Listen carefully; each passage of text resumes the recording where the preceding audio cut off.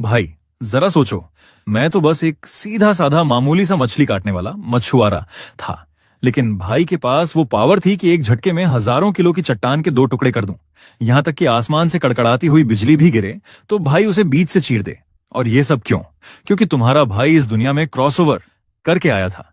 पिछले 20 सालों से मैंने अपनी रगों में बहने वाले खून और ताकत को इस कदर बढ़ाया कि सारे कायदे कानून ही तोड़ दिए। लेकिन मैं कोई शो ऑफ करने वाला छपरी नहीं हूं। मैंने सोचा कि जब तक इस दुनिया का सबसे बड़ा सूरमा नहीं बन जाता, तब तक चुपचाप अंडरग्राउंड रहूंगा। अपनी औकात छुपाकर बस अपना काम करता रहा। लेकिन किस्मत को कुछ और ही मंजूर था। एक दिन मेरी गर्लफ्रेंड लिमजी आओ मेरे सामने आई। अकेले नहीं, बल्कि एक चमचमाते महंगे कपड़ों वाले रईसजादे को साथ लेकर। उसने बड़े घमंड से मुझसे कहा, लू चेन, अब हमारे बीच वो बात नहीं रही। हम एक दूसरे के लिए नहीं बने हैं। ये तियानहाओ है, एक सेकंड स्टेज डांसर। सिर्फ यही मुझे वो रुतबा और सिक्योरिटी दे सकता है जो मुझे चाहिए। इस कार्ड में 10 लाख हैं। पासवर्ड मेरा बर्थडे है। इसे लो और अपनी जिंदगी काटो। ये कहते हुए उसने वह बैंक कार्ड किसी भीख की तरह उस चॉपिंग बोर्ड पर फेंक दिया जिस पर मैं मछलियां काटता था। मैंने पहले उस कार्ड को देखा, फिर नजरें उठाकर उसकी जाती हुई पीठ को देखा। दिल में थोड़ा दर्द तो हुआ, उस रिश्ते के खत्म होने का इमोशन भी था, लेकिन हंसी भी आई। मैंने मन ही मन सोचा, अरे मेरी मासूम पूर्व प्रेमिका, सेकंड स्टेज डांसर। तुम्हारी जानकारी के लिए बता दूं, तुम्हारा यह भाई 2 साल पहले ही थर्ड स्टेज पार कर चुका है। खैर, मुझे भी लगा कि अब इस छोटी सी मछली मंडी से बाहर निकलकर दुनिया देखने का वक्त आ गया है। अगली सुबह मैं रोज की तरह सुपरमार्केट नहीं गया। मैंने अपना सबसे बेहतरीन सूट पहना और सीधा secret realm live streaming bureau के हेडक्वार्टर पहुंच गया। मैंने काउंटर पर बैठे एचआर की महिला से बड़े अदब से कहा, नमस्ते, मैं यहां secret realm live streaming anchor की नौकरी के लिए इंटरव्यू देने आया हूं। उस महिला ने मुझे सिर से पैर तक देखा। मैं दिखने में काफी जवान था, तो उसने अजीब सी शक्ल बनाकर पूछा, क्या तुम्हारे पास इस फील्ड का कोई एक्सपीरियंस भी है? मैंने पूरी सादगी और संजीदगी से जवाब दिया, जी, मैं शाओ पेंगलाई सुपरमार्केट के फ्रेश फूड सेक्शन का चीफ मुख्य मछुआरा हूं और लगातार 20 सालों से फिश मार्केट स्किल कंपटीशन का चैंपियन रहा हूं। यह सुनते ही उस महिला ने अपनी भौहें सिकोड़ लीं और तंज कसते हुए बोली, यहां सिर्फ मछली काटने से काम नहीं चलेगा भाई साहब, ये कोई बाजार नहीं है। मैंने कोई बहस नहीं की, इमोशंस को काबू में रखा, अपनी कमर से बंधी मछली काटने वाली छुरी निकाली और बिना किसी तामझाम के हवा में बस एक बार लहरा दी। वह महिला मेरी इस हरकत पर गुस्सा होने ही वाली थी कि तभी एक जोरदार कड़कड़ाने की आवाज हुई। पूरे हॉल का कीमती संगमरमर का फर्श ताश के पत्तों की तरह बिखरने लगा। फर्श के नीचे की काली जमीन साफ दिखने लगी। वहां मौजूद हर इंसान की आंखें फटी की फटी रह गईं। मेरे ठीक पैर के पास से शुरू होकर हॉल के बाहर गेट तक पूरे 20 मीटर लंबी एक गहरी दरार खिंच चुकी थी। लेकिन सबसे कमाल की और डराने वाली बात जानते हो क्या थी? उस दरार की जद में जितने भी लोग खड़े थे, उनमें से किसी को एक खरोंच तक नहीं आई थी। कंट्रोल ऐसा कि तबाही भी मची और किसी का बाल भी बांका नहीं हुआ। अब उस एचआर वाली मैडम की हालत देखने लायक थी। उनका मुंह झटके से ऐसा खुला का खुला रह गया, मानो उसमें पूरा का पूरा मुर्गा समा जाए। वो एचआर वाली मैडम सिर्फ इसलिए सदमे में नहीं थी कि मैं कोई कुमर योद्धा हूं। उनकी असली हवा तो इसलिए सरक गई थी क्योंकि मैंने बिना जमीन को छुए सिर्फ हवा में चाकू लहराकर वो खतरनाक स्वॉर्ड क्यूई पैदा कर दी थी। ये कोई ऐसा वैसा खेल नहीं था बाबू भैया, ये वो कारनामा था जो सिर्फ फौरत स्टेज मास्टर के बड़े बड़े सुरमा ही कर सकते हैं। बेचारी मैडम को होश आने में अच्छा खासा टाइम लग गया। उन्होंने जोर से थूक गटका, उनका गला सूख चुका था। फिर हकलाते हुए बोली, कृपया मेरे साथ आइए, मैं आपको हमारे डिप्टी डायरेक्टर के पास ले चलती हूँ। कुछ ही देर में वो मुझे डिप्टी डायरेक्टर के आलीशान केबिन में ले गईं। वहां खिड़की के पास एक रौबदार साहब खड़े थे और पास के सोफे पर एक बेहद खूबसूरत प्यारी सी लड़की बैठी थी। जैसे ही हम अंदर गए, उस लड़की ने अपनी हिरनी जैसी बड़ी बड़ी पानीदार आंखों से मुझे देखा। उसकी नजरों में मेरे लिए एक अजीब सा कौतूहल था। खैर, तुम्हारा भाई तो ठहरा शरीफ और तमीजदार बंदा। मैंने बड़े अदब से उनसे पूछा, नमस्ते सर, मैं यहाँ secret realm live streaming anchor की पोस्ट के लिए आया हूँ। मुझे इसके लिए क्या टेस्ट देना होगा? खिड़की के पास खड़े साहब धीरे से घूमे। चेहरे पर सोने के फ्रेम का चश्मा और लुक ऐसा मानो पूरी दुनिया का ज्ञान इन्हीं के पास हो। बड़े एटीट्यूड में बोले, बहुत सिंपल है, बस हमारा वॉरियर टेस्ट पास करना होगा। देखो भाई, मैं बहुत बिजी आदमी हूं, मेरे पास फालतू टाइम नहीं है। तुम बस यहीं इसी वक्त अपना सबसे खतरनाक और बेस्ट अटैक मेरे ऊपर करो। मैंने उस छोटे से केबिन को चारों तरफ से देखा। मेरा तो दिल बैठ गया भाई। मैंने हिचकिचाते हुए पूछा, सर, क्या आप सच में श्योर हैं कि मैं अपना सबसे बेस्ट अटैक यहीं इस कमरे में आपके ऊपर करूं? मेरे बगल में खड़ी एचआर वाली मैडम ने कुछ बोलने के लिए अपना मुंह खोला, लेकिन फिर डर के मारे बंद कर लिया। उनके चेहरे के एक्सप्रेशन देखने लायक थे। ऐसा लग रहा था जैसे वो अपनी ही आंखें डोनेट करने वाली हों। लेकिन हमारे डिप्टी डायरेक्टर साहब सूझे हुआ अपनी ही धुन में मरे जा रहे थे। उन्होंने हल्के से मुस्कुराते हुए अपने चश्मे को नाक पर थोड़ा ऊपर चढ़ाया और ओवर कॉन्फिडेंस में बोले, अरे मियाँ, घबराओ मत, टेंशन फ्री रहो। जब मैं खुद कह रहा हूं कि तुम और भाई अभी उनके मुंह से पूरी बात निकली भी नहीं थी कि अचानक एक कड़कड़ाती हुई बिजली जैसी तेज रोशनी चमकी। सूझे हुआ ने अपनी जान बचाने की नेचुरल आदत से ऊपर की तरफ देखा। भाई साहब, उस एक सेकंड में उनका पूरा खून जम गया। पैर के अंगूठे से लेकर सिर की चोटी तक ऐसी कंपकंपी छूटी कि उन्हें साक्षात यमराज और अपनी मरी हुई परदादी हाथ हिलाकर बुलाती हुई दिखने लगी। कमरे की खाली हवा में मेरी अदृश्य तलवार की ताकत इस कदर आपस में गूंथ गई थी कि उसने एक खौफनाक विशालकाय तलवार की शक्ल ले ली थी, जिससे ऐसी भयानक एनर्जी निकल रही थी कि अच्छे अच्छों का दम घुट जाए। अरे तेरी की, ये क्या बकवास है? डिप्टी डायरेक्टर साहब का वो पढ़ा लिखा, शांत और सोबर वाला मुखौटा एक झटके में उतर गया। हवा में तलवार की शक्ल बनना, इसका मतलब यह लौंडा कोई मामूली लड़का नहीं बल्कि 4th स्टेज का साक्षात्कार है। और हमारे डायरेक्टर साहब, वो खुद तो सिर्फ एक मामूली 3rd स्टेज के डांसर थे। इस खौफनाक और तबाह कर देने वाली ताकत के सामने वो एक तिनके के बराबर भी नहीं थे। अब वो मन ही मन रो रहे थे कि भाई, इस मॉन्स्टर से मैं खाक लड़ूंगा, मेरी तो यहीं कब्र खुद जाएगी। जैसे ही मैंने वह तलवार हवा में लहराई, ऐसा लगा जैसे किसी भूत ने पूरे ऑफिस को पकड़कर जोर जोर से हिला दिया हो। दीवारों पर बारीक बारीक दरारें पड़ने लगीं, मानो बेचारा कमरा मेरी उस कातिलाना तलवार की एनर्जी का प्रेशर झेल ही नहीं पा रहा था। अब हमारे डायरेक्टर साहब सूझे हुआ की तो सिट्टी पिट्टी गुम थी। उन्होंने बिना एक सेकंड गंवाए अपनी दोनों बाहें छाती पर क्रॉस कर लीं, अपनी बची कुची पूरी ताकत झोंक दी, जिससे उनके शरीर पर एक लाल रंग की पतली सी शील्ड बन गई। बेचारे अपनी आखिरी सांस तक खुद को बचाने की नाकाम कोशिश कर रहे थे, लेकिन अगले ही पल अय्या आ उनके मुंह से ऐसी चीख निकली जैसे किसी ने उनकी दुम पर पैर रख दिया हो। वो कटी पतंग की तरह हवा में उड़े और सीधे पीछे की दीवार से जा टकराए। दीवार पर बकायदा एक्स शेप, एक बड़े से पुतले की तरह में छपने के बाद वो धीरे से फिसलकर नीचे गिर गए। वो एचआर वाली मैडम तो डर के मारे कांपने लगीं। उन्होंने तुरंत दौड़कर डायरेक्टर साहब के कंधे को संभाला। यहां तक कि सोफे पर बैठी वो सुंदर लड़की सू श्याओनुआन का चेहरा भी सफेद पड़ गया था और उसकी आंखों में खौफ साफ दिख रहा था। अब जरा हमारे डायरेक्टर साहब का हुलिया देखिए। बाल ऐसे बिखरे थे जैसे अभी अभी बिजली का झटका खाकर आए हों। मुंह के कोने से खून बह रहा था और हालत इतनी पतली थी कि पूछो मत। कहां तो 2 मिनट पहले वो चश्मा चढ़ाकर ऐसे एटीट्यूड दिखा रहे थे जैसे खुद भगवान के राइट हैंड हों, और अब बेचारे भीगी बिल्ली बने थे। उन्होंने दर्द से कराहते हुए एचआर वाली मैडम से कहा, अगली बार अगर ऐसा कोई राक्षस इंटरव्यू देने आए तो मुझे पहले ही बता दिया करो भाई। इधर तुम्हारा भाई अपनी जादुई छुरी को हाथ में पकड़े एकदम हीरो वाले पोज में खड़ा था। मैंने बड़े ही शरीफाना अंदाज में फिर से पूछा, सर, तो क्या मैं टेस्ट में पास हो गया या अभी कुछ और भी बाकी है? डायरेक्टर साहब जमीन पर ढेर थे। उनका वो सोने का चश्मा उड़कर न जाने कहां जा गिरा था। वो पागलों की तरह अपना सिर हिलाते हुए बोले, नहीं नहीं नहीं भाई साहब, आप बाप हो मेरे, मैं हार मानता हूं, आप पास हो गए। कल दोपहर ठीक 1 बजे आपका रहस्यमयी दुनिया का मिशन शुरू है। असल में वो मन ही मन जानते थे कि अगर मैंने ऐन वक्त पर अपनी ताकत का 80% हिस्सा वापस न खींचा होता तो इस वक्त वो ऑफिस में नहीं बल्कि सीधे आईसीयू के बेड पर लेटे होते, या फिर जो परदादी उन्हें हाथ हिलाकर बुला रही थीं, उनके साथ स्वर्ग में चाय पी रहे होते। अपने भाई की ऐसी बैंड बजी देख वो लड़की सू श्याओनुआन अपनी हंसी रोक नहीं पाई और पुच्छा करके हंस पड़ी। लेकिन फिर जब उसने मेरी तरफ देखा, वो मेरा छुरी पकड़े हुए एकदम कड़क और डैशिंग लुक, तो भाई लड़की का दिल जोरों से धड़कने लगा। उसकी छाती में जैसे कोई हिरण उछल कूद मचा रहा था। वह मन ही मन सोचने लगी, ये लड़का तो मेरी ही उम्र का लग रहा है, फिर ये मुझसे इतना ज्यादा ताकतवर कैसे हो सकता है? ये कैसी तपस्या करता है भाई? कहीं यह उन छुपे हुए पुराने जमाने के अमीर मार्शल आर्ट्स घरानों अबार का वारिस तो नहीं? उधर जमीन पर बैठे सूझे हुआ भी दर्द के मारे कराहते हुए दिमाग के घोड़े दौड़ा रहे थे। पूरे शहर में जितने भी 4th स्टेज मास्टर्स रजिस्टर्ड थे, उनकी संख्या 10 से भी कम थी, और उनमें से सबसे जवान बंदा भी कम से कम 40 साल का खूसट था। इस लड़के की उम्र देखकर उन्हें भी यही लगा कि यह पक्का किसी बड़े घराने का चिराग है। लेकिन फिर डायरेक्टर साहब के चेहरे पर एक लालची वाली मुस्कान आ गई। उन्होंने सोचा, चलो जो भी हो, भगवान ने मेरी सुन ली। अगर ये मॉन्स्टर मेरे साथ है तो अब मैं अपने पापा की तारीफ और उनका आशीर्वाद आसानी से पा सकूंगा।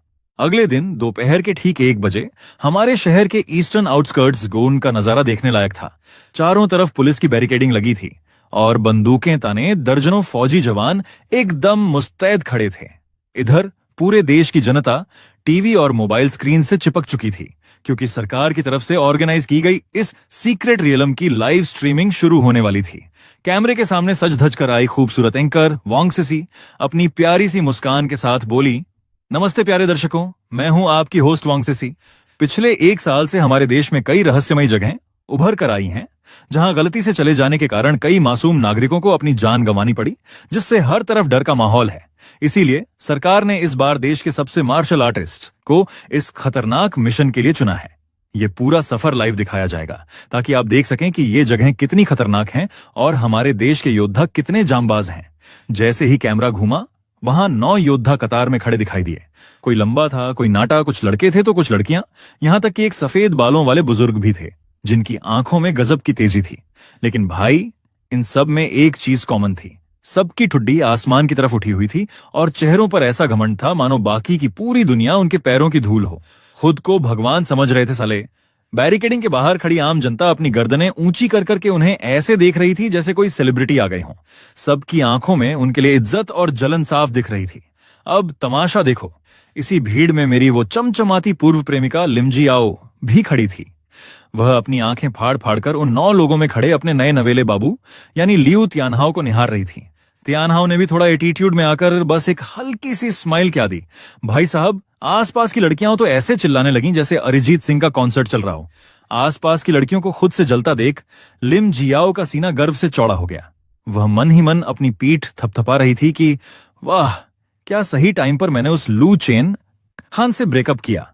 सिर्फ तियानहाओ जैसा हैंडसम और ताकतवर मर्द ही मुझे वो ऐशो आराम की लाइफ दे सकता है जिसका मैंने सपना देखा था।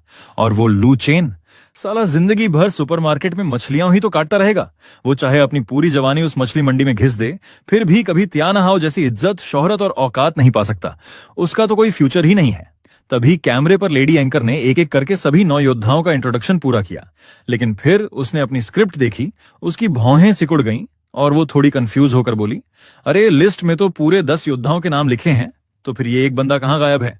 तभी बैरिकेडिंग के बाहर से एक जानी पहचानी आवाज गूंजी। भीड़ को चीरते हुए, हाथ में अपनी वही मछली काटने वाली छुरी लटकाए, तुम्हारा भाई बड़े आराम से टहलता हुआ उधर ही आ रहा था।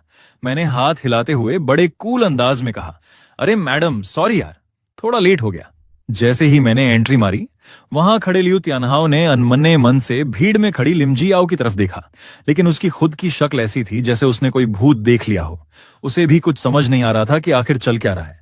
इधर कैमरे के सामने खड़ी होस्ट वांग सीसी के चेहरे पर एक सस्पेंस वाली मुस्कान आ गई।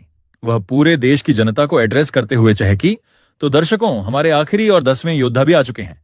इनका नाम है लू चेन, यानी आपका भाई। ऑफिशियल डिपार्टमेंट की तरफ से यह कंफर्म किया गया है कि लू चेन इस पूरे मिशन के सबसे मिस्टीरियस, सबसे छुपे रुस्तम और सबसे ताकतवर योद्धा हैं। ये सुनते ही बैरिकेडिंग के पीछे खड़ी लिमजियाओ की आंखें इतनी बड़ी हो गईं कि मानो बाहर निकलकर गिर जाएंगी। उसका पूरा दिमाग हिल गया भाई। अभी कल ही तो उसने मुझसे ब्रेकअप किया था और अभी 2 मिनट पहले वो अपने नए बाबू के इस मिशन में होने पर ऐसे इतरा रही थी जैसे उसने कोई किला फतेह कर लिया हो। लेकिन यहां तो पूरा पासा ही पलट गया। मेरा नाम इस टीम में देखकर उसके पैरों के नीचे से जमीन खिसक गई। और सबसे बड़ा झटका तो उसे तब लगा जब एंकर ने मुझे सबसे पावरफुल और मिस्टीरियस योद्धा बता दिया, वो भी सीधे सरकार की मुहर के साथ। वह पागलों की तरह मन ही मन बड़बड़ाने लगी, ये कैसे हो सकता है? ये तो नामुमकिन है।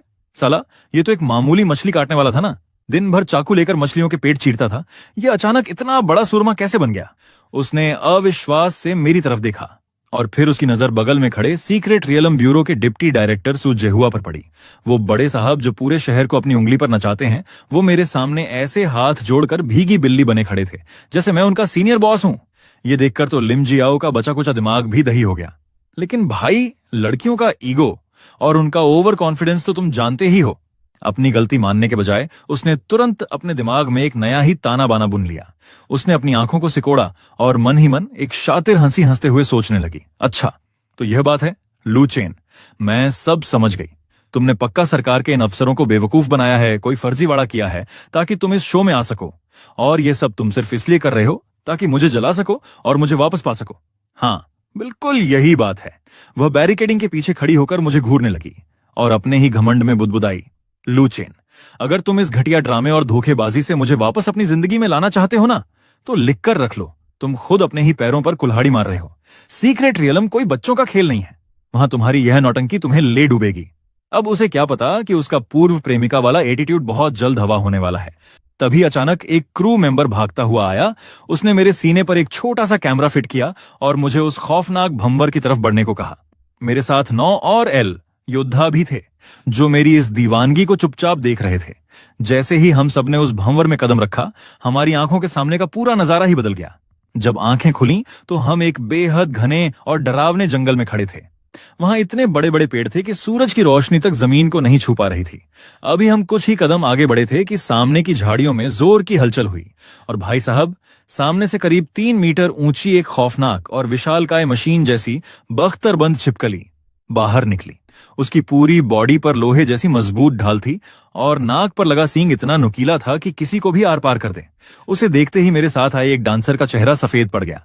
उसके माथे से पसीने की बूंदें टपकने लगीं और वो हकलाते हुए चिल्लाया, धत्त तेरे की, ये तो 3rd लेवल का बीस्ट है। साला पैर रखते ही मुसीबत आ गई, सब मिलकर एक साथ हमला करो। लेकिन भाई, अगले ही पल जो हुआ ना, उसने सबकी बोलती बंद कर दी। मैंने बिना सोचे समझे सीधे उस राक्षस की तरफ दौड़ लगा दी। हवा में एक चमचमाती हुई ठंडी रोशनी कौंधी। शू श, वो लोहे जैसी छिपकली अपनी रफ्तार में 2-4 कदम और आगे बढ़ी और फिर धड़ाम से जमीन पर गिर गई। उसका सिर धड़ से अलग हो चुका था और गर्दन का कट इतना साफ था मानो किसी ने उसे दुनिया के सबसे महंगे और धारदार लेजर कटर से काटा हो। उस सीक्रेट जोन के अंदर बाहर और लाइव स्ट्रीम के कमेंट सेक्शन में एक पल के लिए ऐसा सन्नाटा छा गया जैसे सबका इंटरनेट ही उड़ गया हो। फिर जो कमेंट्स की बाढ़ आई, लोग पागल हो गए। अरे भाई, एक ही झटके में 3rd लेवल के मॉन्स्टर का काम तमाम। मुझे को ये बताओ कि कौन सा गांजा फूंक कर मैनेजमेंट इसे सिर्फ एक मामूली शार्क हंटर बोल रहा था। लाइव स्ट्रीम देख रहे लोग, मेरे साथ आए वो डरपोक डांसर्स और बाहर खड़ी भीड़, सबकी आंखें फटी की फटी रह गईं। उसी भीड़ में लिन जियाओ भी खड़ा, बड़ी बड़ी आंखों से स्क्रीन को घूर रहा था। उसके चेहरे पर हवाइयां उड़ रही थीं। उसने सपने में भी नहीं सोचा था कि जिस लू चेन को वो अब तक सिर्फ एक मामूली सा मछुआरा समझकर उसका मजाक उड़ाता था, वो असल में इतना रहस्यमयी और खतरनाक योद्धा निकलेगा। वो मन ही मन सोचने लगा, तौबा, वो 3rd लेवल का बीस्ट था जिसकी स्किन इतनी हार्ड होती है कि बड़े बड़े सूरमाओं के पसीने छूट जाते हैं, और इस लू चेन ने उसे एक झटके में सूली पर चढ़ा दिया। मेरी उस तलवार की गूंज लिन जियाओ के दिमाग में ऐसी बैठी कि डर के मारे उसकी रीढ़ की हड्डी में सिहरन दौड़ गई। उसने फौरन पलटी मारी और सोचने लगा, नहीं, मुझे किसी भी तरह वापस लू चेन के पास जाना होगा। वापस पैचअप करना तो आसान ही होगा ना, आखिर लू चेन मुझसे कितना प्यार करता था। मैं बस अपनी गलती मान लूंगा, थोड़ा रोने धोने का नाटक करूंगा और उसके लिए एक छोटा सा सरप्राइज ले जाऊंगा। वो पक्का पिघल जाएगा और मुझे माफ कर देगा। वाह बेटा, मतलब जब तक गरीब थे तो ठेंगा, और अब जब मैं गॉड लेवल पर आ गया तो तुम्हें अपना पुराना प्यार याद आ रहा है। निकल यहां से। खैर, वहां जंगल के अंदर मुझे इन सब फालतू बातों से कोई फर्क नहीं पड़ रहा था। मैं तो अपने सिस्टम पैनल पर बढ़ते हुए नंबर्स को देखकर धीरे से मुस्कुरा रहा था। मन में सोचा, चलो ये बात तो सच है कि इन बड़ी मॉन्स्टर्स को मारकर ही ज्यादा ब्लड एनर्जी मिलती है। तभी मेरे दिमाग में एक टिंग की आवाज गूंजी, बधाई हो होस्ट, आपकी ब्लड एनर्जी 1000 पार कर चुकी है। आपको इनाम में मिलता है mountain, river, sun and moon visualisation method, एक प्राचीन तकनीक जिससे आप अपनी मेंटल पावर को बिना किसी लिमिट के बढ़ा सकते हैं। गॉड लेवल का ग्रीन ड्रैगन ब्लड लाइन, जिसे एक्टिव करते ही आपकी ताकत, स्पीड और डिफेंस एक झटके में 10 गुना बढ़ जाएगी। और एक कालजयी तलवारबाजी की कला, sword opens the heavenly gate. जैसे ही मैंने उन इनामों के इफेक्ट्स पढ़े, मेरे तो तोते उड़ गए। सुनो जरा, sword opens the heavenly gate, ये कोई ऐरा गैरा चाकू चलाना नहीं है। ये वो प्राचीन काल की कालजयी तलवारबाजी है कि जब ये तलवार चलेगी ना, तो मरे हुए जीवों को मोक्ष मिल जाएगा। जिंदा लोग यमराज के दर्शन कर लेंगे और आसमान के देवी देवता भी शांति से अपनी जगह बैठ जाएंगे। इतना तगड़ा इनाम देखकर मेरी आंखें चमक तो गईं, पर अगले ही पल मैंने अपनी कमान जैसी भौहें सिकोड़ लीं। भाई, दिल में एक बड़ा लोचा नजर आया। नियम के मुताबिक जब ब्लड एनर्जी और इम्यूनो बढ़ती है तो बंदे का लेवल भी अपग्रेड होता है ना, पर मैं तो अभी भी वहीं 4th लेवल का ट्रांसफॉर्मेशन मास्टर बना बैठा था। मेरी गाड़ी आगे क्यों नहीं सरकी? क्या 4th लेवल को पार करने के लिए कोई अलग ही सेटिंग या जुगाड़ चाहिए? तभी मुझे अचानक उस mountain, river, sun and moon visualisation method की याद आई। मैंने अपने दिमाग के घोड़े दौड़ाए। साला, इतने सालों से मेरी मेंटल पावर 100 पर ही अटकी पड़ी है। कहीं ऐसा तो नहीं कि इस 4th लेवल का ताला खोलने की चाबी मेरी मेंटल पावर में ही छिपी हो? इधर डरपोक साथियों का हाल देखो, वहीं पास में खड़ा लिू त्यानहाओ थरथर कांप रहा था, मानो उसे 440 वोल्ट का झटका लगा हो। उसकी आंखों में मेरे लिए खौफ और इज्जत साफ दिख रही थी। वो मन ही मन सोच रहा था, भाई रे भाई, अच्छा हुआ उस दिन मैंने इससे ज्यादा बकवास नहीं की। अगर उस दिन इसने मेरे ऊपर ये तलवार चला दी होती तो आज मेरा भी इस लोहे की छिपकली की तरह सरेआम कीमा बन चुका होता। और नहीं तो क्या बेटा, बच गया तू। उधर बाहर तमाशा शुरू हो चुका था। अब जरा इस सीक्रेट जोन के बाहर का नजारा देखो। वहां सू जेहुआ नाम का अफसर इतना खुश था कि उसने तो एडवांस में शैंपेन की बोतलें मंगा ली थीं कि चलो भाई जश्न मनाओ। पर उसकी फूटी किस्मत, तभी सीक्रेट जोन एक्सप्लोरेशन ब्यूरो का एक कर्मचारी बदहवास भागता हुआ आया और चिल्लाया, सो डिप्टी डायरेक्टर, अनर्थ हो गया। इस भूतहा जंगल का एनर्जी लेवल अचानक पागल सांड की तरह भाग रहा है। इसने सी क्लास की लिमिट को तोड़ दिया है और ये रुकने का नाम नहीं ले रहा। सुजेहुआ के चेहरे का रंग ऐसे उड़ा जैसे किसी ने उसका फोन छीन लिया हो। उसकी सारी खुशी गायब हो गई। और ठीक उसी वक्त उस सीक्रेट जोन के दरवाजे पर बना वो रहस्यमयी भंवर किसी फूले हुए गुब्बारे की तरह पलक झपकते ही 3 गुना बड़ा हो गया। हवा ऐसे चीखने लगी जैसे कोई भूत रो रहा हो। वहां जो पहरेदार खड़े थे उन्हें तो संभलने का मौका तक नहीं मिला। वो भंवर की हवा के थपेड़ों से फुटबॉल की तरह दूर जा गिरे। बेचारी सुश्यानुआन का तो रो रो कर बुरा हाल था। वो उस हिलते डुलते दरवाजे को देखकर कांपते हुए बोली, हे भगवान, ये क्या हो रहा है? मेरा लू चेन अंदर ठीक तो होगा ना? उसे कुछ होना नहीं चाहिए। इधर सुजेहुआ को अपनी बहन की फिक्र कम और मेरे से जलन ज्यादा हो रही थी। हाँ भाई, जलने वाले जलते रहें। अपनी बहन को सुरक्षित देखकर उसने तुरंत उस खौफनाक दरवाजे की तरफ देखा और गुस्से में बड़बड़ाया, लानत है, ये एनर्जी लेवल बिना किसी वार्निंग के ऐसे कैसे ब्लास्ट हो गया? अगर ये बी क्लास का सीक्रेट जोन बन गया तो इसका मतलब है कि इसके अंदर अब 5वीं या 6ठी रैंक के महाराक्षस पैदा हो सकते हैं। पूरे देश में अभी तक सिर्फ 5 ही बी क्लास वाले खतरनाक इलाके हैं और अब इन्हें कौन समझाए कि अंदर तुम्हारा भाई बैठा है, चाहे 5वीं रैंक आए या 6ठी। सबका सूपड़ा साफ होना तय है। वहां बाहर उस सुजेहुआ की तो ऐसी फटी पड़ी थी कि वो वहीं रोने ही वाला था। वो मन ही मन सोच रहा था कि हमारे पूरे देश में जो 5 बी क्लास वाले इलाके हैं ना, वहां छानबीन करने के लिए कम से कम एक 6ठी रैंक का गॉड लेवल डांसर और उसके साथ कई सारे 5वीं रैंक के महायोद्धा भेजे जाते हैं। और यहां हमारे इस तियानशुई जैसे छोटे से शहर में ऐसा खौफनाक इलाका बनने जा रहा था। सुजेहुआ का चेहरा सफेद पड़ गया। वो कांपते हुए बड़बड़ाया, बर्बाद हो गए भाई। आज का ये लाइव स्ट्रीम पूरे देश में टहलका मचाने वाला था। एक भी गलती भारी पड़ सकती थी। और अब ये बवंडर हो गया। अंदर गई टीम का तो कीमा बन जाएगा। ट्विस्ट पे ट्विस्ट। जब मेरा जलवा दोबारा दिखा तभी वह हांफता हुआ कर्मचारी फिर से दौड़कर आया और जोर से चिल्लाया, सर सर, रुक गया। एनर्जी लेवल बढ़ना बंद हो गया है। ये सी क्लास के आखिरी बॉर्डर पर आकर ठहर गया है, बी क्लास में नहीं बदला। सुजेहुआ ने जैसे ही ये सुना उसने राहत की ऐसी सांस ली मानो यमराज के पास से लौटकर आया हो। इसी बीच जो लाइव स्ट्रीम का स्क्रीन डर के मारे लैग कर रहा था वो भी एकदम क्लियर हो गया। और स्क्रीन पर क्या दिखा? आपका भाई यानी लू चेन। वहां मेरे चारों तरफ एक नहीं बल्कि कई सारे विशालकाय राक्षसों की लाशों का ढेर लगा हुआ था। और भाई स्टाइल चेक करो, हर एक राक्षस को बीच से एकदम बराबर 2 टुकड़ों में काटा गया था और उनके कट इतने चिकने और साफ थे मानो किसी ने उन्हें पॉलिश किया हो। सबके सब एक ही झटके में ढेर। मैं वहां उन मरे हुए राक्षसों के बीच एकदम कूल होकर खड़ा था। मेरी तलवार धूप में चमक रही थी और मेरे चेहरे पर ऐसी शांति थी मानो ये खूनी जंग नहीं बल्कि सुबह की वॉक हो। आखिर गॉड लेवल बंदा हूं, घमंड किस बात का। इधर मेरे साथ आए वो 9 डरपोक डांसर साइड में खड़े होकर मक्खियों की तरह अपना मुंह फाड़े मुझे देख रहे थे। उनकी आंखों में मेरे लिए ऐसा खौफ था कि उनका बस चलता तो वहीं मेरे पैरों में गिर जाते। सुजेहुआ की फटी पर पिक्चर अभी बाकी है। सुजेहुआ ने जब देखा कि मैं अभी जिंदा हूं और सब ठीक है तो उसके डीले पड़े कंधों में थोड़ी जान आई। पर वो ठहरा डरपोक अफसर, उसने सोचा भले ही ये बी क्लास ना बना हो पर एनर्जी तो बहुत हाई है। क्या पता अंदर कोई 5वीं रैंक का दानव छिपा हो। रिस्क नहीं लेने का बाबू भैया। उसने तुरंत माइक उठाया और चिल्लाकर बोला, लू चेन, गेम चेंज हो चुका है। ये मिशन यहीं खत्म किया जाता है। सबको साथ लो और फौरन बाहर निकल कर आओ। पर भाई किस्मत को तो कुछ और ही मंजूर था। अभी उसकी आवाज गूंज ही रही थी कि पास के दलदल से एक ऐसी भयानक दहाड़ सुनाई दी कि पूरा जंगल कांप उठा। वो कीचड़ और पानी ऐसे उबलने लगा जैसे नीचे किसी ने आग लगा दी हो। और तभी दलदल को चीरते हुए 20 मीटर लंबा एक जिंदा पहाड़ बाहर निकला। बाहर बैठे सुजेहुआ की आंखें फटी की फटी रह गईं। उसके चेहरे पर मौत का खौफ साफ दिख रहा था। वो बिना सोचे समझे माइक पर पागलों की तरह गला फाड़कर चीखा, लू चेन भागो, जल्दी भागो। वो 5वीं रैंक का महाराक्षस है, वन आइड जाइंट क्रोकोडाइल।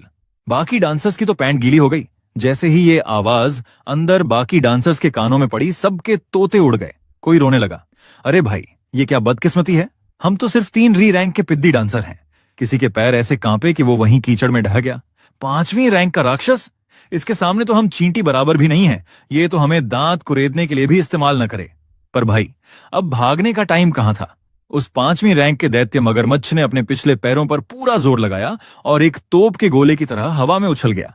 वो 20 मीटर लंबा भारी भरकम मगरमच्छ आसमान में किसी उड़ते हुए पहाड़ की तरह नजर आ रहा था, जो सीधे हमारी तरफ ही गिर रहा था। अब इन सबको कौन समझाए कि ये मगरमच्छा खुद मेरे हेवनली गेट वाले शॉट का शिकार बनने आ रहा है। आने दो साले को, इसका भी शिकार करेंगे। अब सीन देखो कैसा भयानक हो चुका था। वो 20 मीटर लंबा मगरमच्छ हजारों टन की ताकत लेकर आसमान से सीधे हमारी तरफ ऐसे गिरा जैसे कोई उल्कापिंड आ रहा हो। उसने हमारा पीछे हटने का रास्ता भी ब्लॉक कर दिया था। अब यहां लियू त्यानहाओ का हाल सुनो। साले के होंठ ऐसे कांप रहे थे जैसे उसे मिर्गी का दौरा पड़ा हो। चेहरा कागज जैसा सफेद हो चुका था। वो मन ही मन रो रहा था। अरे दादा, मैं तो यहां सिर्फ अपनी प्रोफाइल चमकाने और थोड़ा सा टॉश लेने आया था कि चलो एक सीक्रेट जोन घूम कर आते हैं। यहां तो साला सीधे टिकट ही कटने वाली है। उधर बाहर डायरेक्टर सुजेहुआ की छाती ऊपर नीचे हो रही थी। वो बुरी तरह हाँफ रहा था और पागलों की तरह एक ही रट लगाए बैठा था। गए, सब के सब मारे गए। इस सिचुएशन से अब हमें कोई नहीं बचा सकता। जब तक आसमान से कोई 6ठी रैंक का गॉड लेवल योद्धा खुद उतरकर न आ जाए, तब तक कुछ नहीं हो सकता। पर हमारे इस छोटे से त्यांशुई शहर में हम ऐसा भगवान जैसा बंदा लाएंगे कहां से। अब एंट्री हुई गॉड लेवल मेरे असली रूप की। जब सब लोग अपनी आखिरी दुआएं मांग रहे थे, तभी अचानक बूम, मेरे पूरे शरीर से एक जादुई हरी रोशनी निकली और मेरे पीछे एक विशालकाय ग्रीन ड्रैगन का साया हवा में तैरने लगा। कैमरे के लाइव फुटेज में साफ दिखा कि मेरी गर्दन पर धीरे धीरे हरे रंग के ड्रैगन वाले स्केल्स, तराजू जैसे निशान उभरने लगे हैं और मेरी आंखों का रंग बदलकर एकदम चमकीला सोने जैसा हो गया। हाँ भाई, वही गॉड लेवल एक्टिवेट हो चुका था। तभी मेरी तलवार से एक तीखी आवाज गूंजी, वुंश। मैंने तलवार उठाई और मन में कहा, sword opens the heavenly gate. अगले ही पल उस सीक्रेट जोन का आसमान ऐसा लगा मानो किसी अदृश्य महाशक्ति ने उस पर काला पर्दा डाल दिया हो। चारों तरफ दिन में ही अंधेरा छा गया और हवा में तैरती हुई लाखों तलवारों के साए दिखने लगे।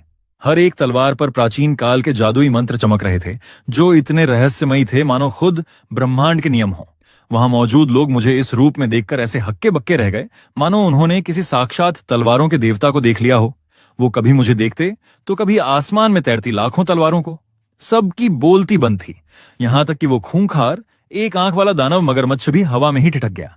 जानवरों के अंदर जो खतरे को भांपने का छठा सेंस होता है ना, उसने उसे चिल्लाकर कहा, भाग साले भाग, यहां तेरी मौत खड़ी है। पर भाई, मेरे गॉड लेवल के प्रेशर ने उसे जमीन पर ऐसा जकड़ रखा था कि उसके चारों पैर जाम हो गए। वो 1 इंच भी हिल नहीं पा रहा था। और फिर खेल खत्म, पैसा हजम। मैंने हल्के से अपनी सांस रोकी और बड़े प्यार से अपनी तलवार को उस मगरमच्छ की तरफ नीचे की ओर लहरा दिया।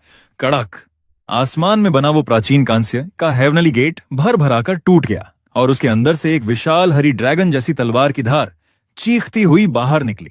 मगरमच्छ को समझ आ गया था कि उसका आखिरी वक्त आ गया है।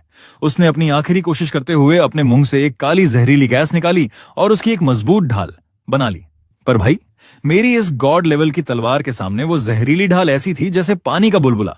तलवार की उस रोशनी ने एक ही झटके में उस ढाल को उड़ाया और मगरमच्छ के सिर से लेकर उसकी पूंछ तक बीचों बीच से उसे 2 हिस्सों में चीर दिया।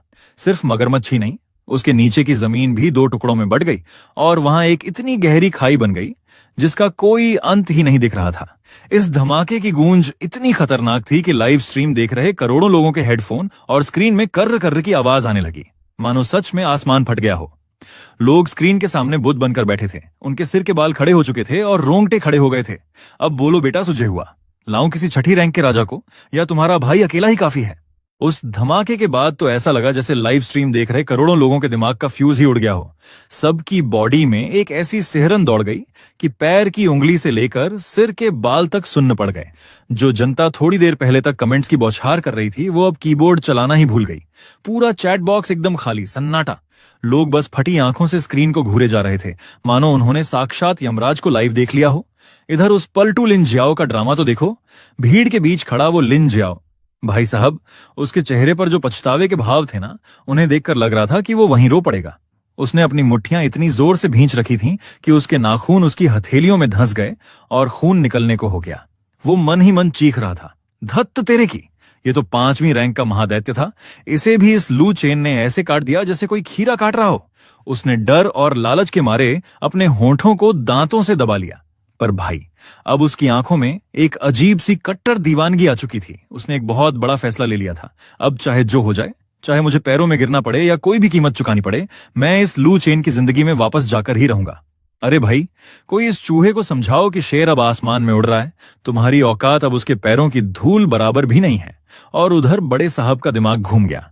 इधर बाहर खड़ा वो वीआईपी अफसर सुझे हुआ। भाई, उसकी तो सिट्टी पिट्टी ऐसी गुम हुई कि वो पागलों की तरह अपनी आंखें मलू जा रहा था, जैसे उसे लग रहा हो कि उसने शैंपेन की जगह कच्ची शराब पी ली है और उसे कोई मतिभ्रम हो गया है। वो अपनी आंखें साफ करते हुए बड़बड़ाया, ये मैं क्या देख रहा हूं? ये लुचेन साला असल में किस बला का नाम है? इसकी असली औकात क्या है? कहीं ये सचमुच कोई 6ठी रैंक का गॉड लेवल योद्धा तो नहीं है? अब सुनो, ये सुजे हुआ कोई ऐरा गहरा नत्थु खैरा नहीं है। ये येनचिंग शहर के सबसे बड़े और रईस सु खानदान का बड़ा बेटा है। इसने अपनी जिंदगी में बड़े से बड़े सूरमा, दिग्गज और बाहुबली देखे हैं। पर भाई, लू चेन जैसी कम उम्र में इतना खौफनाक और गॉड लेवल का बंदा उसने अपने पूरे खानदान के इतिहास में नहीं देखा था। यहां तक कि जो सदियों पुराने प्राचीन मार्शल आर्ट्स परिवारों के वारिस होते हैं ना, जो बचपन से जड़ी बूटियां खाकर बड़े होते हैं, वो भी लू चेन के इस जलवे के सामने किसी कॉलोनी के बच्चे जैसे लग रहे थे। चलो सुबाबू, अब आंखें मलो या सिर पटको। तुम्हें समझ आ ही गया होगा कि जिसे तुम मामूली शार्क हंटर समझ रहे थे, वो तो पूरी दुनिया का शिकार करने निकला है। पहली बार में ही 5वीं क्लास के इस खतरनाक मॉन्स्टर का काम तमाम करने पर बहुत बहुत बधाई भाई। इनाम में मिला है अनलिमिटेड रीजनरेशन, पान का किलर टैलेंट। मतलब साफ है, जब तक शरीर में खून की एक भी बूंद यानी की और ब्लड बाकी है, तुम पलक झपकते ही अपने जख्म तो क्या, कटे हुए हाथ पैर तक वापस ला सकते हो। और सोने पर सुहागा देखो, पैसिव इफेक्ट ये मिला है कि अब दुनिया का कोई भी जहर तुम्हारा बाल भी बांका नहीं कर सकता। जैसे ही सिस्टम की ये आवाज मेरे कानों में गूंजी, मेरी वो हमेशा शांत रहने वाली आंखें भी थोड़ी सी चमक उठी। मैंने मन ही मन सोचा, भाई साहब, ये अनलिमिटेड रीजनरेशन तो थ्योरी के हिसाब से अमर होने जैसा है। अगर मैंने इसका सही इस्तेमाल सीख लिया ना, तो ये सीधे गॉड लेवल की पावर है। इधर मेरी आंखों में चमक आई और उधर मेरे लाइव स्ट्रीम का कमेंट सेक्शन तो पागल ही हो गया। भाई, कसम से जनता ऐसे कमेंट्स बरसा रही थी कि इंसानी आंखें भी पढ़ ना पाएं। स्क्रीन पर शब्दों का ऐसा सैलाब आया कि पुराना सब बह गया। लाइव रूम की पॉपुलैरिटी और व्यूज इस कदर रॉकेट की स्पीड से भागे कि पूछो मत। सो डिप्टी डायरेक्टर, लाइव देखने वालों की तादाद इतनी ज्यादा हो गई है कि आंकड़ा 3 पेज पार कर चुका है। हमारा सर्वर बस अभी ब्लास्ट होने ही वाला है, संभालो। तकनीशियनों की इस चीख पुकार ने वहां बुत बनकर खड़े डिप्टी डायरेक्टर सू जेहुआ को होश मिला दिया। उन्होंने अपने फेफड़ों का पूरा जोर लगाकर चिल्लाया, अरे ओए, जल्दी करो, जल्दी, तुरंत नए सर्वर्स का अप्रूवल लो और उन्हें जोड़ो। कुछ भी हो जाए, ये लाइव स्ट्रीम रुकनी नहीं चाहिए, समझे? जब बड़े बड़े सूरमाओं ने घुटने टेक दिए, लेकिन अभी तो असली तमाशा शुरू होना बाकी था। अगले ही पल एक और बंधे की आवाज आई, जो इतनी हैरान थी कि सूझे हुआ का दिल सीधे हलक में आ गया। पहला झटका, deputy director. Dragon kingdom martial arts alliance का ऑफिशियल अकाउंट लाइव रूम में घुस चुका है। सुजेहुआ की आंखें फटी की फटी रह गईं। अभी वो इस झटके को हजम भी नहीं कर पाए थे कि बैक टू बैक बम फूटने लगे। दूसरा झटका, सर, मार्शल आर्ट्स अलायंस वाले अंधाधुंध गिफ्ट्स की बरसात कर रहे हैं। 100 रॉकेट्स भेजकर वो सीधे डोनर्स लिस्ट में नंबर 1 बन गए हैं। तीसरा झटका, सर रुकिए, सीक्रेट रेम एक्सप्लोरेशन ब्यूरो के हेडक्वार्टर का ऑफिशियल अकाउंट भी आ गया। चौथा झटका, हेडक्वार्टर वालों ने सीधे 200 रॉकेट्स मार दिए। उन्होंने मार्शल आर्ट्स अलायंस को लात मारकर नंबर 1 की गद्दी छीन ली है। क्लाइमेक्स, सर, अनर्थ हो गया। ये दोनों सबसे बड़े ऑफिशियल अकाउंट्स आपस में ही भिड़ गए हैं। गिफ्ट्स की जंग छिड़ गई है। ये सब सुनकर सूजे हुआ का सिर चकराने लगा। उन्हें लगा कि शायद वो कोई सपना देख रहे हैं। मार्शल आर्ट्स अलायंस और एक्सप्लोरेशन ब्यूरो, ये पूरे देश के 2 सबसे बड़े और रसूखदार नाम हैं। वैसे तो कायदे से इस लाइव स्ट्रीम में गिफ्ट भेजने का ऑप्शन बंद था, क्योंकि नियम इसकी इजाजत नहीं देते।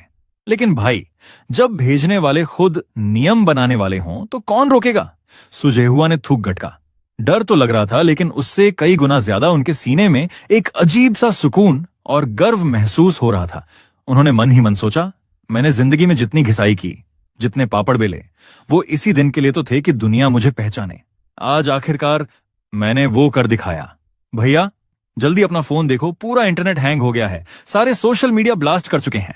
उनकी छोटी बहन सू शियाओनुआन की कांपती हुई आवाज ने सू जेहुआ को ख्यालों की दुनिया से बाहर निकाला। उन्होंने कांपते हाथों से अपना फोन निकाला और स्क्रीन पर उंगलियां चलाईं। ट्रेंडिंग नंबर 1 जी ग्रेड सीक्रेट रेम में दिखा। 5वीं क्लास का मॉन्स्टर शार्क बो के एक तीर ने किया ढेर। ट्रेंडिंग नंबर 2 एक तीर से खुला आसमान का दरवाजा, 5वीं क्लास का दानव साफ। ट्रेंडिंग नंबर 3 तियानशुई शहर को मिलने वाला है इतिहास का सबसे युवा 5वीं क्लास का मार्शल आर्टिस्ट शार्क इमोर्टल। भाई, इंटरनेट के हर प्लेटफॉर्म पर ऊपर से लेकर नीचे तक सिर्फ और सिर्फ लू चेन यानी मेरे नाम का कब्जा था। ऐसा लग रहा था जैसे पूरे देश के इंटरनेट को किसी ने हैक करके सिर्फ मेरा नाम लिख दिया हो। और ठीक इसी वक्त यानजिंग शहर के आलीशान और रसूखदार बेमिंग परिवार के अंदर भी यानजिंग शहर के बड़े और रसूखदार बेमिंग परिवार के अंदर का माहौल एकदम गरमाया हुआ था। खानदान के बड़े मुखिया बेमिंग चांग अपनी आलीशान कुर्सी पर ऐसे जमे हुए थे जैसे पूरे शहर के राजा हों। उनकी नजरें सामने कंप्यूटर स्क्रीन पर टिकी थीं, जहां मेरा लाइव वीडियो चल रहा था। वीडियो देखकर उनके मुंह से निकला, भाई साहब, क्या गजब का दांव खेला है इस लड़के ने। इस लौंडे का पोटेंशियल तो 7वें आसमान पर है। ये लड़का रुकने वाला नहीं है। अब सुनो असली ट्विस्ट। उनके ठीक पीछे एक लंबी टांगों वाली लड़की खड़ी थी, जिसकी पीठ पर एक भारी भरकम तलवार टंगी थी। वो कोई और नहीं, बेमिंग खानदान की सबसे तेज तर्रार बेटी थी। वो भी स्क्रीन पर मुझे ही घूर रही थी। उसकी ठंडी बर्फीली आंखों में मुझे देखकर एक अजीब सी चमक आ गई थी, मानो कह रही हो, बेटा, टक्कर का मुकाबला तो अब मिला है। उसके अंदर का फाइटर मोड ऑन हो चुका था। मुखिया बेमिंग चांग ने पीछे मुड़कर देखा भी नहीं, पर उन्हें अपनी बेटी के इरादों की भनक लग गई। वो हल्के से मुस्कुराए और बोले, क्यों चिंगई हुए, मन कर रहा है ना इससे दो हाथ करने का। बेमिंग चिंगुए ने धीरे से सिर हिलाया। उसकी आवाज पहाड़ों के ठंडे पानी जैसी साफ और बर्फीली थी, जिसमें गजब का एटीट्यूड था। वो बोली, दम तो है बंदे में, मेरे लेवल का कंपटीशन बन सकता है ये। बाप ने भी हंसकर हरी झंडी दे दी। तो फिर देर किस बात की है, जा और दिखा दे अपनी ताकत। अब जरा रुक करते हैं यानजिंग शहर के दूसरे बड़े रसूखदार नानगोंग परिवार की तरफ। वहां का सीन एकदम अलग था। वहां के मुखिया नानगोंग लिए का चेहरा गुस्से से काला पड़ा हुआ था और माथे पर बल थे। वो अपनी भारी आवाज में दहाड़े, अरे ये लू चेन नाम का कीड़ा अचानक कहां से पैदा हो गया? आज से पहले मैंने कभी इसका नाम क्यों नहीं सुना? वहां बैठे खानदान के सारे बुजुर्ग और चापलूस चमचे एक दूसरे का मुंह ताकने लगे। किसी के पास कोई जवाब नहीं था। सब ऐसे बैठे थे जैसे सांप सूंघ गया हो। नानगोंग लिए ने गुस्से में टेबल पर इतनी जोर से हाथ मारा कि चाय के कप हिल गए। वो दांत पीसते हुए बोले, खड़े खड़े मेरा मुंह क्या देख रहे हो? अभी के अभी जाओ और इस लड़के की कुंडली निकालो। कुछ ही महीनों में नेशनल यूथ वॉरियर लीग शुरू होने वाली है और ये मामला सीधे कुनलुन सीक्रेट रेम से जुड़ा है। मैं अपने प्लान में रत्ती भर भी गड़बड़ बर्दाश्त नहीं करूंगा, समझे? इधर ये रईस खानदान परेशान थे, उधर ड्रैगन किंगडम के किसी बेहद गुप्त और अंधेरे बंकरनुमा महल में अलग ही खिचड़ी पक रही थी। चारों तरफ दीवारों पर काले झंडे लटके थे, जिन पर खोपड़ी के डरावने निशान बने हुए थे। वहां सबसे ऊंचे सिंहासन पर एक साया बैठा था, जो सिर से पैर तक काले कपड़ों में छुपा था। उसकी आवाज सुनकर यह अंदाजा लगाना मुश्किल था कि वह कोई मर्द है या औरत। उस रहस्यमयी साये ने कहा, इस लड़के ने तियानशुई शहर में हमारे प्लान की वॉट तो लगाई है, लेकिन इस बंदे में दम है। यह हमारी त्यान रेन संस्था का एक बेहतरीन मोहरा बन सकता है। जाओ, इससे कांटेक्ट करो। अगर यह हमारे साथ जुड़ने को राजी हो जाए तो इसे अपनी गैंग में शामिल कर लो, और अगर न माने तो मिलकर इसका काम तमाम कर दो। जैसे ही उसने यह हुक्म दिया, अंधेरे में से 2 परछाइयां बाहर आईं, एक लड़की और एक बेहद लंबा पतला आदमी। दोनों ने सिर झुकाकर कहा, जो आज्ञा। इन सब साजिशों से बेखबर मैं वहां तियानशुई के उस सीक्रेट रेम के घने जंगलों में था। जैसे ही मैंने आखिरी मॉन्स्टर की गर्दन नापी, मेरा मिशन पूरी तरह और एकदम ढासू तरीके से कंप्लीट हो गया। भाई, मेरा आकी और ब्लड का स्कोर अब सीधे 1390 पर पहुंच चुका था। तभी वो लियू जिहाओ, जो पहले बहुत हवा में उड़ रहा था, हाथ में एक थैला लिए दबे पांव डरते डरते मेरे पास आया। उसकी सिट्टी पिट्टी गुम थी। वह हकलाते हुए बोला, लू भाई, अरे नहीं लू सर, ये लीजिए, इस थैले में वो सारे मॉन्स्टर्स के कोर, कीमती जड़ी बूटियां और रेयर मिनरल्स हैं जो हमने इकट्ठे किए थे। ये सब आपका है, कसम से हमने एक ढेला भी नहीं छुआ। मैंने उसकी तरफ थोड़ी हैरान नजरों से देखा, पर मैंने ज्यादा नौटंकी नहीं की और सीधे थैला हाथ में ले लिया। वैसे भी अंदर के सारे मॉन्स्टर्स को तो मैं चुन चुन कर साफ कर ही चुका था, तो वहां रुककर टाइम खराब करने का कोई मतलब नहीं था। बाकी के जितने भी वॉरियर्स वहां थे, वो सब मेरे पीछे पीछे ऐसे चलने लगे जैसे मैं उनका मसीहा हूं। उनकी आंखों में मेरे लिए जो खौफ और इज्जत थी वो देखने लायक थी। जैसे ही मैंने उस सीक्रेट रेम के दरवाजे से बाहर कदम रखा, भाई साहब, चारों तरफ से कैमरों ने मुझे घेर लिया। फ्लैशलाइट्स ऐसे चमक रही थीं जैसे आसमान से बिजलियां गिर रही हों। लोगों का शोर और तालियां किसी समंदर की लहरों की तरह मुझ पर बरस रही थीं। वहां खड़ी लेडी एंकर तो इतनी एक्साइटेड हो गई थी कि उसकी आवाज ही बदल गई। बेचारी हड़बड़ाते हुए बोली, लू सर, प्लीज देश को बताइए, आपने सिर्फ एक तीर से 5वीं क्लास के उस खूंखार मॉन्स्टर को कैसे धूल चटा दी, और इस वक्त आपकी असली ताकत का लेवल क्या है। वो एक सीनियर एंकर थी जिसने बड़े बड़े शहरों के लाइव शोज किए थे, लेकिन ऐसा पागलपन उसने जिंदगी में कभी नहीं देखा था। वो पूरी तरह से मेरी दीवानी हो चुकी थी।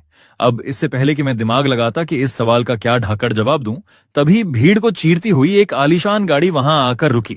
तभी भीड़ को चीरती हुई एक ऐसी आवाज गूंजी कि कान के पर्दे फट जाएं।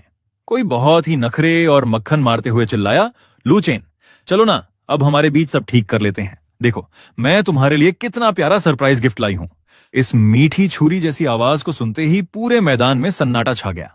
सबने गर्दन घुमाकर देखा तो भाई साहब, सामने से मैडम लिन जियाओ सज धज कर, एकदम महंगी ड्रेस पहनकर मटकती हुई भीड़ से बाहर आ रही थीं। चेहरे पर ऐसी नकली मुस्कान थी जैसे दुनिया की सबसे मासूम लड़की यही हो। वो सीधे मेरे सामने आई और बिना कोई मौका गंवाए उस बेचारी लेडी एंकर को कोहनी मारकर साइड कर दिया। एंकर को हटाकर वो कैमरे के सामने दांत निकालती हुई बोली, hello everyone, sorry for the disturbance. Actually मैं लू चेन की गर्लफ्रेंड हूं और मुझे अपने होने वाले पति से कुछ बेहद पर्सनल बातें करनी है। बेचारी एंकर का मुंह देखने लायक था। उसकी भौहें सिकुड़ गईं और वो सोच में पड़ गई कि ये बीच में कहां से टपक पड़ी। लेकिन मीडिया के सामने तमाशा ना हो, इसलिए वो बेमन से थोड़ा पीछे हट गई।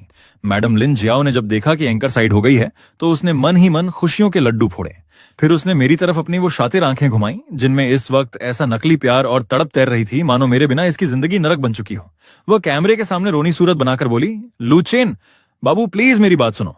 वो जो कुछ भी पहले हुआ ना, वो सब मैं जानबूझकर सिर्फ तुम्हें टेस्ट करने के लिए कर रही थी। तुम 24 घंटे सिर्फ उस गंदी दुकान पर मछलियां काटने में बिजी रहते थे, मुझे थोड़ा भी टाइम नहीं देते थे। इसलिए मैंने तुम्हें जलाने के लिए और तुम्हारा ध्यान अपनी तरफ खींचने के लिए उस दूसरे लड़के का नाटक किया था ताकि तुम मेरे लिए थोड़ा वक्त निकाल सको। लेकिन अब मुझे एहसास हो गया है कि मुझसे बहुत बड़ी गलती हो गई। मैं कसम खाती हूं, आगे से कभी ऐसा नहीं करूंगी। चलो ना, प्लीज हम फिर से एक हो जाते हैं। इतना बोलकर उसने अपने महंगे सैंडल संभाले और बैग में हाथ डालकर एक चमचमाता हुआ अंगूठी का डिब्बा निकाला। उसने बड़े सलीके से उस डिब्बे को खोला जिसमें एक महंगी सी रिंग चमक रही थी। लू चेन, ये देखो, सच तो ये है कि मैं तुम्हारे लिए बहुत पहले ही ये प्रपोजल रिंग खरीद चुकी थी। मैं तो बस एक सही मौके का इंतजार कर रही थी। और भाई साहब, इसके बाद जो हुआ उसे देखकर तो मेरे पैर तले जमीन ही खिसक गई। उसने आप देखा ना ताओ, लाइव कैमरे के सामने उन लाखों करोड़ों लोगों की भीड़ के बीच घुटनों के बल बैठकर मुझे सरेआम प्रपोज कर दिया। वहां खड़े लोग तो एकदम सन्न रह गए। सबकी आंखें फटी की फटी रह गईं। किसी को समझ ही नहीं आ रहा था कि ये चल क्या रहा है। जो लड़की 2 दिन पहले मुझे मछली काटने वाला भिखारी समझकर लात मार चुकी थी, वो आज मेरे स्टार बनते ही घुटनों पर आ गई। भीड़ में खड़ी लड़कियों और लाइव स्ट्रीम देख रही जनता का तो खून खौल गया। लड़कियां कमेंट्स में और आपस में बड़बड़ाने लगीं, शर्म नहीं आती इस लड़की को। जब भाई का टाइम खराब था तब तो मुंह मोड़ लिया, और आज जब वो पूरी दुनिया का हीरो बन गया तो गर्लफ्रेंड बनकर हक जताने आ गई। थू है ऐसी नौटंकी पर। वहीं थोड़ी दूर खड़ी सुशियानुआन जब ये सब देख रही थी तो उसने गुस्से और बेबसी में अपने होंठ चबा लिए। ऐसा लगा जैसे किसी ने उसका दिल जोर से भींच दिया हो। एक अजीब सा खट्टा और बेहद कड़वा एहसास उसे बहुत बुरा लग रहा था। वो खुद आगे बढ़कर मुझे मिशन पूरा करने की बधाई देना चाहती थी, लेकिन उसने कभी सपने में भी नहीं सोचा था कि यह बेशर्म औरत इतनी जल्दीबाजी में सारा मौका ही मार ले जाएगी। सुशियानुआन ने अपना छोटा सा मुंह फुला लिया। उसके मासूम दिल में इस वक्त सिर्फ और सिर्फ जबरदस्त कड़वाहट और मायूसी भरी थी। इधर लिन जियाओ को भी अपने आसपास खड़े लोगों के गुस्से और नफरत भरी निगाहों का एहसास हो रहा था। उसका दिल अंदर से कांप रहा था, लेकिन अब जब वो इस ढोंग में कूद ही चुकी थी तो उसे मजबूरी में इसे अंजाम तक पहुंचाना ही था। उसने अपने मन को तसल्ली दी, अगर मैं उसकी इस नौटंकी को मान लेता हूं, अगर मैं उसके साथ फिर से रिश्ता जोड़ लेता हूं, तो आज उसने अपनी इज्जत का जो तमाशा बनाया है वो सब वसूल हो जाएगा। लिन जियाओ ने अपनी आंखें ऊपर उठाईं और मेरी तरफ देखा। उसकी आंखों में बनावटी बेचारगी और मिन्नतें थीं।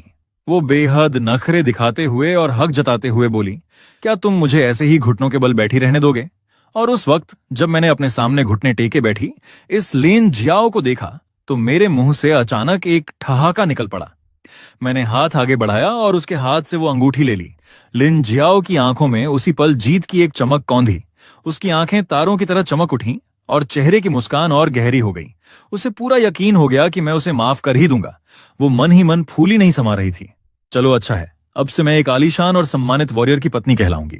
लेकिन वो अब भी खड़ी होने की सोच ही रही थी कि उसने देखा मैंने बिना एक पल गंवाए अपनी तलवार चलाई और हवा में ही उस अंगूठी के परखच्चे उड़ा दिए। वो कीमती अंगूठी एक झटके में मलबे और धूल का ढेर बनकर हवा में बिखर गई। सूरज की रोशनी में चमकते हुए वो बारीक कण ऐसे उड़ रहे थे मानो लिन जियाओ के झूठे हुस्न और उसके घमंड के टुकड़े टुकड़े होकर हवा में तैर रहे हों। मेरे चेहरे पर इस वक्त एक ठहरे हुए समंदर जैसी शांति थी। न कोई गुस्सा, न कोई अफसोस। मैंने अपनी जुबान से एक शब्द तक नहीं निकाला और न ही उस औरत को दोबारा अपनी आंख उठाकर देखा। मैं सीधा उस ढोंगी को वहीं मलबे में छोड़ सीधे सुशाओनुआन की तरफ बढ़ गया। उस सक तरफ चल दिया। सुसी कुछ न कहना ही। उसाखे इस वक्त उस औरत के लिए सबसे बड़ी बेइज्जती थी। लिंजाओ का चेहरा उसी पल सफेद पड़ गया। ऐसा लगा मानो उसके शरीर से किसी ने जान ही निकाल ली हो। वो सुन्न पड़ी आधी घुटनों के बल जमीन पर बैठी रही। उसके चेहरे का वो कबाड़ा और शर्मिंदगी लाइव स्ट्रीमिंग के कैमरों में हमेशा हमेशा के लिए कैद हो गई। अगले ही पल वो घबराकर खड़ी हुई और लड़खड़ाती आवाज में बोली, तुम मेरे साथ ऐसा नहीं कर सकते। तुम मुझसे पहले कितना प्यार करते थे। हमारे पास अभी भी एक मौका है ना? लेकिन अफसोस, उसकी इस बकवास को सुनने वाला वहां कोई नहीं था।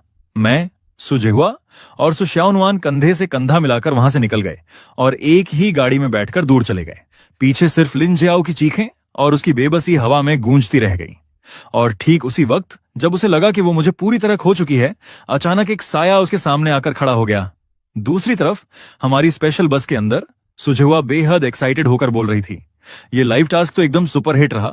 तुम्हें अंदाजा भी है, मार्शल आर्ट्स अलायंस और सीक्रेट ड्रीम ब्यूरो, इन दोनों बड़े ऑफिशियल अकाउंट्स ने लाइव चैट में गिफ्ट्स की ऐसी बौछार की कि दोनों आपस में ही भिड़ गए। नंबर 1 स्पॉट पर आने के लिए दोनों ने मिलकर 2 करोड़ से ज्यादा उड़ा दिए। मैंने अपनी जिंदगी में कभी सरकारी अकाउंट्स को इस तरह पागल होते नहीं देखा। सच में यकीन नहीं हो रहा। वो हवा में हाथ हिला हिलाकर ऐसे इशारे कर रही थी मानो उसे अपना चमकता हुआ फ्यूचर साफ दिख रहा हो। इस बार की लाइव स्ट्रीमिंग ने व्यूअरशिप के सारे रिकॉर्ड तोड़ दिए थे। यहां तक कि उन शहरों से भी बेहतर परफॉर्म किया था जहां बड़े बड़े लेवल 6 के वॉरियर्स बैठे हैं। इस बड़ी कामयाबी के दम पर सुजेहुआ के नाम के आगे से डिप्टी डायरेक्टर का टैग हमेशा के लिए हटने वाला था। लेकिन इन सब बातों से दूर मैं खिड़की के पास बैठा हुआ अपनी तलवार को चमकाने में मग्न था। मेरी उंगलियां बहुत धीरे और बारीकी से तलवार के हैंडल से लेकर उसकी नोक तक घूम रही थीं, जैसे मैं कोई बेहद पवित्र रस्म निभा रहा हूं। मुझे इस तरह देखकर सुजेहुआ थोड़ी देर के लिए चुप हो गई।